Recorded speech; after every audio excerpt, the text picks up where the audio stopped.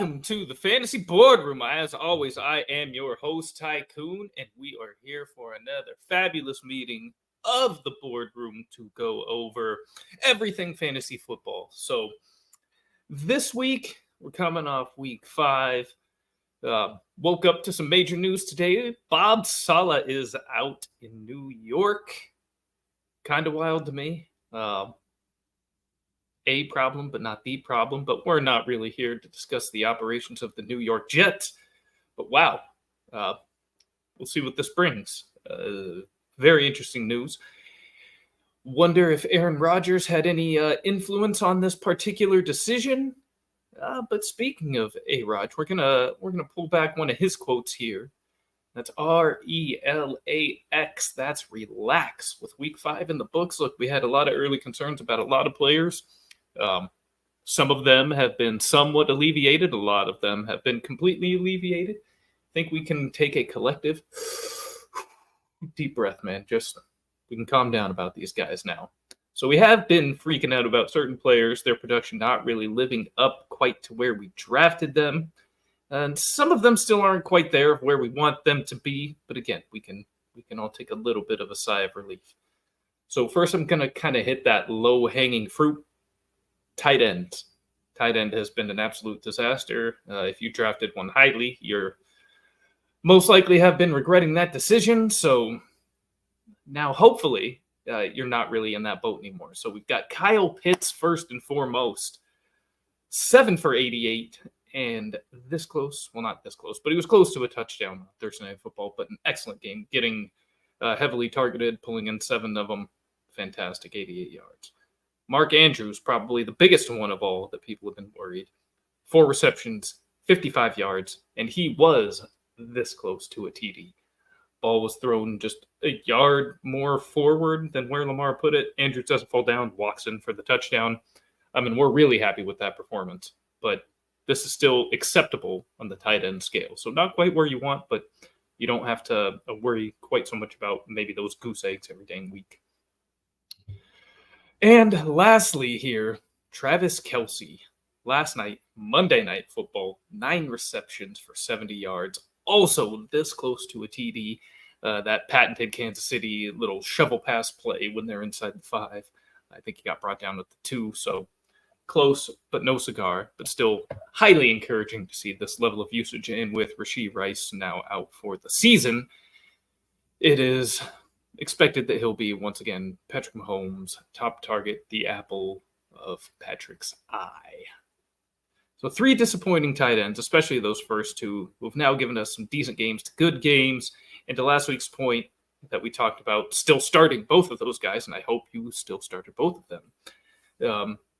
Given the state of the position, you really just need to continue to start these guys, the guys that have the talent and the ceiling over these particular other tight ends. They should continue to be started over the streaming options. Quick sidebar. I do appreciate you if you are watching. What you really should be watching right now is the San Diego Padres hosting the Los Angeles Dodgers in the National League Division Series there in Major League Baseball. This is high theater. I admittedly have it on here on the side, so if you see me glancing to the side or any momentary lapse of focus, probably a big game, but this is massive. This is the highest drama that you can really have in sports, or pretty close to it. I mean, this is incredible stuff. And this is something that not just baseball, all sports really just need more of this. You need real hate between 2 teams. Real hate. Like, real hate. So, hopefully, that's something that we're able to capture in some other sports and postseason matches. But yeah, this is just tremendous stuff. Also, what we're going to quickly do is do a little rundown of the Get Right Fantasy Sports Network lineup. On Monday, we have Rasta and Franco, though last night Rasta had to carry solo with the waiver wire ads. Tuesday, we have yours truly here with the Fantasy Boardroom. On Wednesday, we have Rasta and Frank back at it again with the buy low, sell high edition of Get Right Fantasy. On Wednesday and Thursday, we have Phil Ruskin and the Extra Point coming at you. Wednesday with more of a regular show from Phil, and then Thursday generally previewing Thursday Night Football and getting you some little props, betting DFS information. Great stuff from Phil. And then Friday, we have our two-parter start and sit show. We have Classic Mike and Kendall from the Fantasy Football Tavern kicking you off with the initial show. And then on the evening show, or the later evening show, you have Phil from the Extra Point along with Rasta taking through the second half of the slate. And on Sunday, Classic Mike gets you set up with all of the active and inactive information that you need, sit and start question that you have. He will steer you in the right direction as you make those final lineup decisions on Sunday morning. Next, we move to the young, underwhelming wide receivers, having discussed the tight ends. Drake London was one of the primary folks. Now, weeks 2 and 3 were okay because he scored touchdowns, but overall usage, receiving output, still not quite what you would have hoped for. But this week is the type of week that owners were really looking for, and it has come, and it has provided the assurance that he can have these types of huge weeks that really tilt the matchups.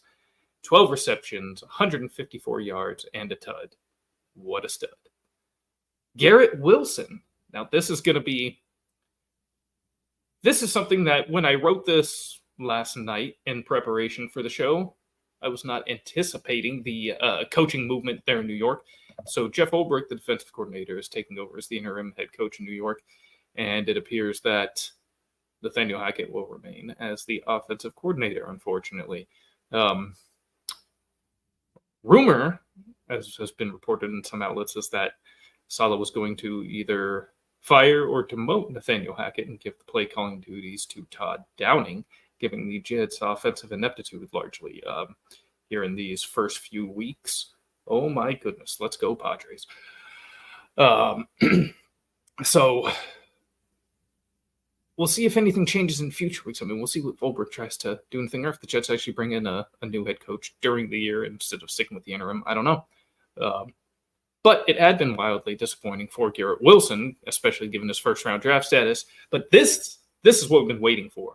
11 receptions, 101 yards, and a tud on 22 targets. The efficiency is ass.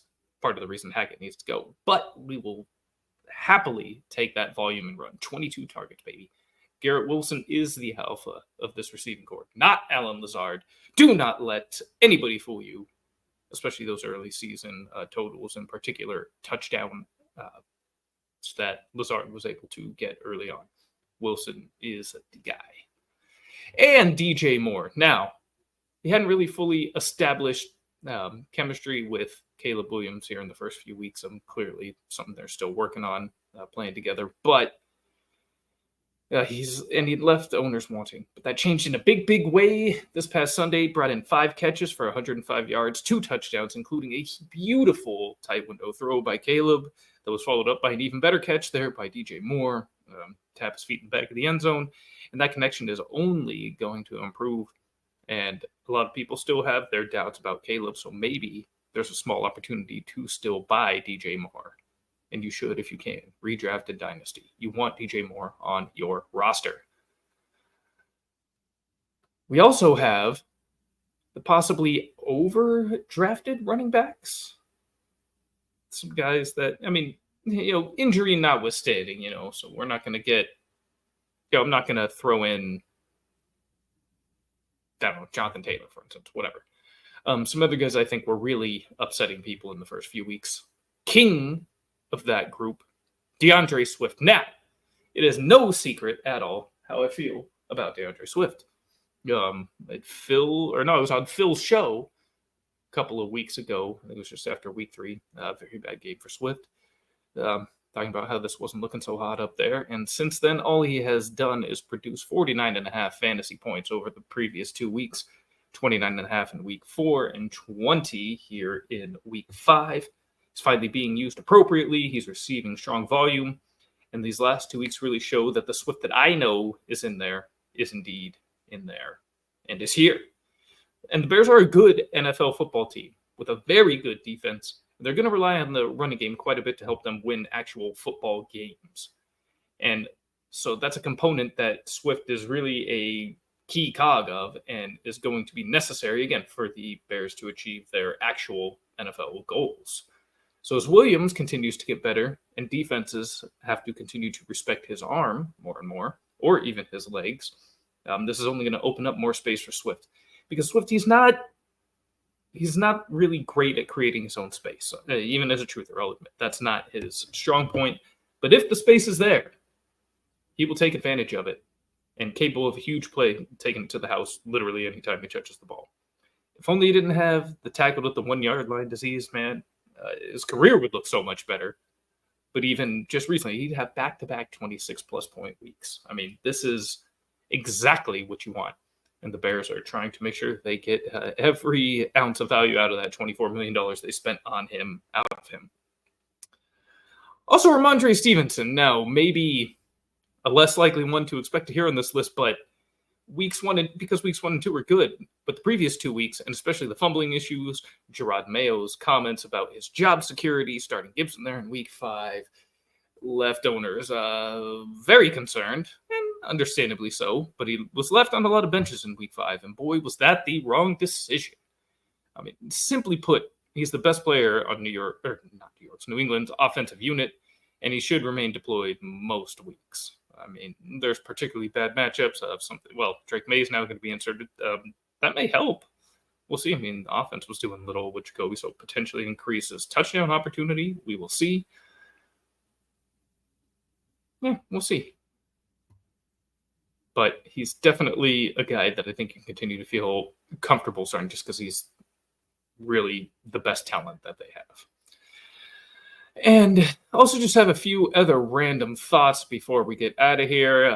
One that I'm actually surprisingly haven't really seen as discussed as I anticipated over the previous couple of days, but that is Tank Bigsby versus Travis Etienne.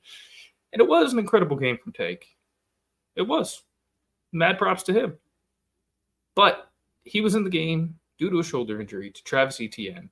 Even head coach Doug Peterson, he may be the next one out the door. But for now, he did acknowledge that it was a good game from Tank, but that Travis is indeed still the guy. Bigsby should be added in all leagues that he is available. Don't get me wrong. If he's there, go get him. He's worth it.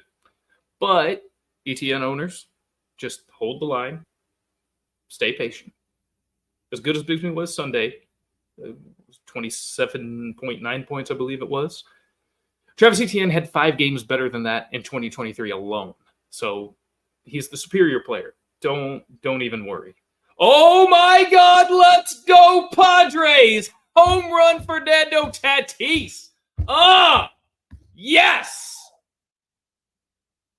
All right, sorry about that. This is what I'm talking about. We're talking fantasy, and we have just sports heaven going on right now. Holy smokes, let's go. So yeah, ETN though, if you got him, don't worry about him. Keep an eye on his health status over the next couple of weeks with the shoulder, but when he's good to go, he's the man. He's who you want. He's who to start, not Tank Bigsby. Aiden O'Connell insertion into the Raiders offense. Now, with Gardner Minshew at the helm with the Raiders and Devontae Adams out, fade all Raiders except for Brock Bowers.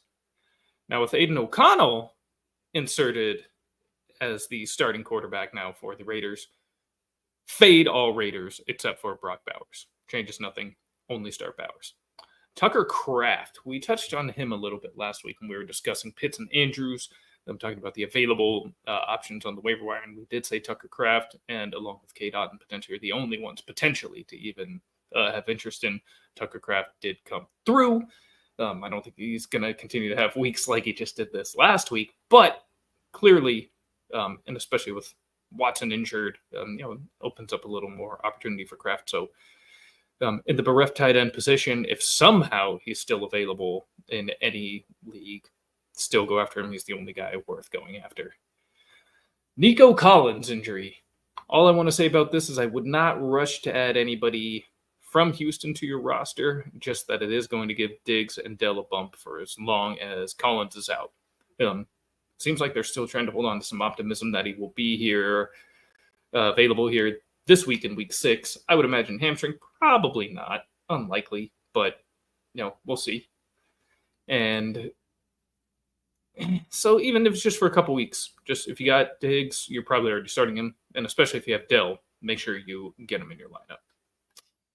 And the very last thing that I have for you today, very brief episode of the boardroom here, very brief meeting because we have real sports, great sports to get back to. The Miami Dolphins. Man, they are essentially useless until Tua returns. But don't trade any of these guys away. Maybe if you're in the most desperate of situations, you do something like that. But in general, I would say don't. Because when Tua is running the show, it's still a very good offense, and the individual skill players have as high of a ceiling as anybody. AJ and Tariq Waddle, keep them all. Don't bail on them. It's the final piece of advice here on the boardroom. So while we'll end with a sub 20-minute meeting, we'll give you all some time back into your calendars, into your days. I want to extend my gratitude and say thank you so much for your time. The most valuable thing that you have, the one thing you cannot buy, the one thing you cannot replace. And I'm so incredibly grateful that you've chosen to spend even just a little bit of it with me. Good luck this week. Make sure you're tuning in to the rest of the Get Right lineup throughout the week. Make sure you're ready to go, dominate your Week 6 matchups. Even if you're 1-4, you're still alive. You just need to sneak into the playoffs. You just got to squeak in. So make sure you keep yourself prepared, knowledgeable, and ready to go dominate your league. That'll do it for us tonight. This meeting at the Fantasy Boardroom is adjourned. Wanted to write fantasy is the play. Marking nothing but I tune every Friday. Strategies provided.